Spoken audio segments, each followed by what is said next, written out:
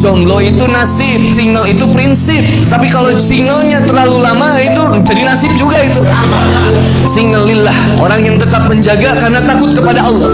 Dia tanamkan 3 hal dalam dirinya. Ibnu Taimiyah menyampaikan, pertama, dia tanamkan khauf ke dalam dirinya.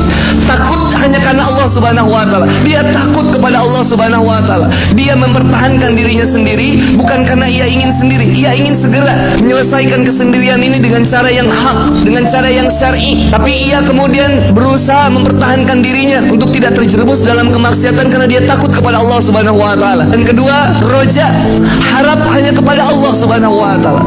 Dia yakin jodoh sudah ada yang ngatur.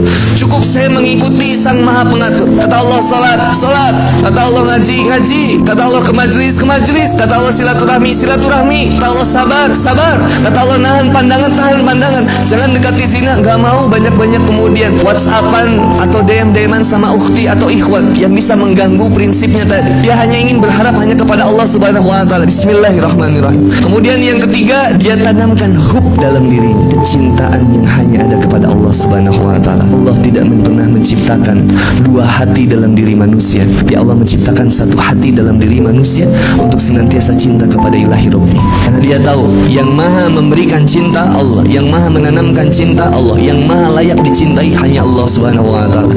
Dan kalaupun saya harus mencintai seseorang, itu karena kecintaan saya kepada Allah Subhanahu wa taala yang Allah tanamkan kepada diri. Sehingga akhirnya kita saling mencintai. Dan ingat, ikhwan, akhwat yang dimuliakan oleh Allah Subhanahu wa taala, 2 insan yang saling mencintai, dia akan selalu punya alasan untuk terus bersama. 2 insan yang saling mencintai karena Allah, dia akan selalu punya alasan untuk bersama. Kekurangan yang ada di dalam dirinya tidak dijadikan untuk kemudian alasan untuk dia berpisah.